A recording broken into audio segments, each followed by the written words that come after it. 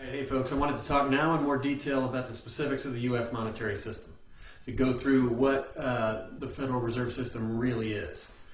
And I talked about in the introduction this concept of debt money, which I'll explain in more detail in a different video, because there's a lot more to what really backs the debt monetary system. But I talked about banks issuing money as an asset to themselves and a debt to the people.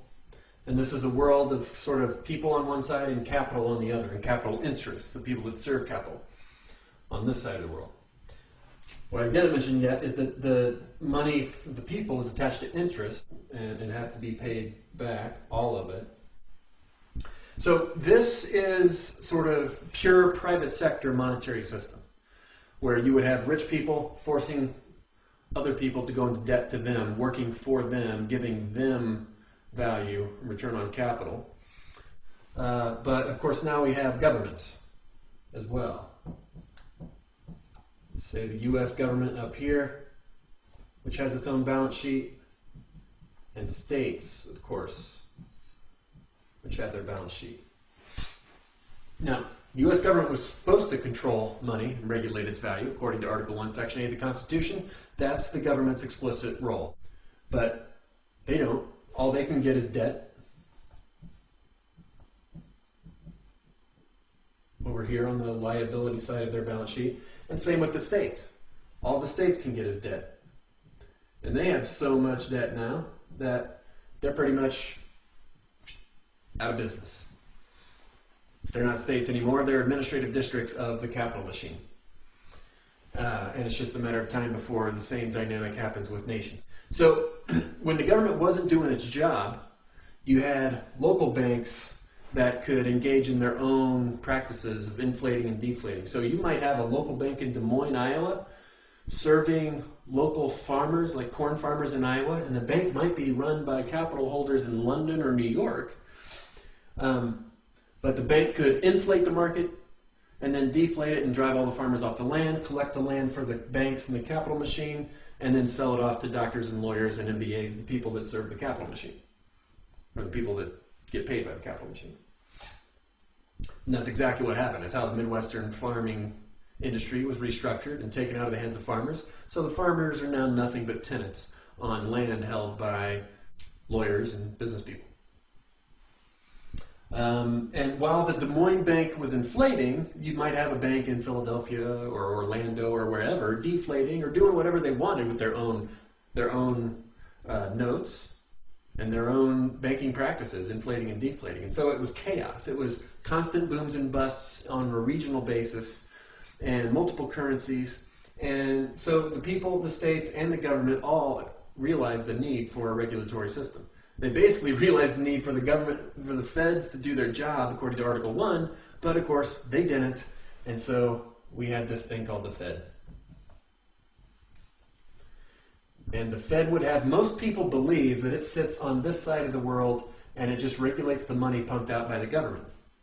That's kind of the common misconception that most people have. The government prints money and the Fed controls the quantity. Doesn't happen at all. Hasn't happened. Well, it never happened under the Fed. In fact, it's the exact opposite. The Fed is a mechanism by which the government is put in debt to control the people, because the Fed really doesn't sit on this side of the world. The real power of it sits on this side of the world. The Fed sits on both. It's really a sort of a fascist organization between big government and the big capital interests. But the power is in the 18 primary dealer cartel banks. Those are the biggest banks in the United States. JP Chase, that's the main bank. That's the Fed bank. That's the bank with the real power. Goldman Sachs, really powerful bank. Morgan Stanley, Bank of America, Citibank, the big banks in Britain, Barclays or HSBC, the British Empire's foothold in Hong Kong and China, RBC, the foothold in Canada, RBS, foothold in Scotland, Deutsche Bank in Germany, BNP Paribas in France, the big banks in Switzerland, and the big banks in Japan. Japan? What's Japan doing in this cartel? Well, that's the end result of World War II was conquering Japan, conquering Germany, restructuring Germany such that it was forced into the Anglo-American banking alliance. That's the real result of World War II, and of course it brought in the rest of Europe as well. And so this global cartel, this cartel that's basically in what people would call the north region of the world and the west region of the world. It's the north and the west, and they've been the growth engine through the 20th century. So it's a very powerful cartel, a very powerful monetary system with a very powerful currency. The people that claim the dollar is backed by nothing and it's just worthless paper couldn't be further from the truth. You don't get the most powerful empire in history based off worthless crap. So I'll get into that in a future video as well, because that really needs to be corrected. You need to understand what's behind the dollar.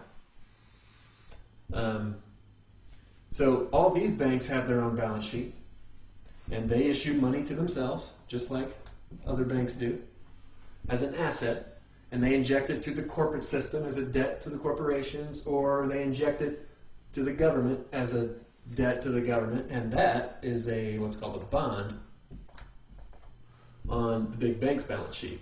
And of course, these are the private sector banks that engage in that business, and then you have the central banks of the world, the Bank of China, the Bank of Japan, Bank of England, that do this as well, and they buy the bonds from the U.S. government. So basically a huge global cartel of capital holding the U.S. government hostage. They have a big gun pointed at the head of the U.S. government. And that gun forces the U.S. government to milk the people and farm the people for the capital system. So not only are the people being sucked over here through the commercial banking operation, but also being funneled up through here, through the government, and over to the cartel, by the government being forced to go into debt to the banks. So it's a huge farming operation where the people engage in work. They're the ones creating real value. They're the ones sweating, commuting, doing jobs they generally don't like, to serve the capital machine that needs its debt paid off, or needs to collect on its debt. So that's the dynamic of this monetary system, where massive monetary flows are flowing from here over to here.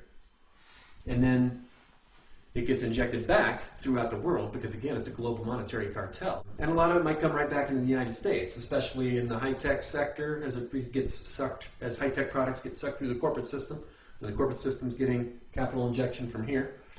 They'll inject it back through Hollywood, of course. It's really important for them to control the minds of the people. And they'll inject it, of course, through the U.S. government, because they need the government to engage in war, to restructure the world in the way that this capital machine wants it restructured. And of course, they make massive money off of war. So those are the primary things that receive liquidity, receive capital injections. And the people are forced to work for one of those sectors in order to have money. It only gets injected through limited sectors where the capital machine wants it, and then the rest of it is injected now, as you know, into the rest of the world, as we've seen the corporate system move production in China and Brazil and India. And we see these banks injecting liquidity. You know, most of these banks are international anyway, so they're taking liquidity and value from the U.S. and injecting it into their home countries and into other countries around the world to build the global capital machine. That's the monetary system of the United States, folks. There's no sovereignty here, no sovereignty here, and no sovereignty here. The only sovereignty is over here, at this side of the world, where the system is designed to make money and increase power. Over here, everything is managed basically as a cost center where money is reduced and power is reduced over time. And then you have the elite banks also controlling not only the governments, states, and people, but also the smaller banks, because they package up a bunch of crap called toxic assets and derivatives and types of things that you've heard about in the last couple of years, and they force it onto the balance sheets of the smaller banks, all the rest of the banks in the U.S. So it's a hierarchical monetary system where the elite system has control over basically everything. There are still some small banks that aren't under this cartel's control, but just wait till the next phase of the crisis, and you'll see the government dutifully coming in because the gun to its head, seizing the small banks and basically absorbing them, forcing them to be absorbed into the big banks. And then there's one state bank, North Dakota, that's not part of this system either. And of course, it's one of the soundest banks in the country now because it's not controlled by the private capital holders that have been removing liquidity from the system.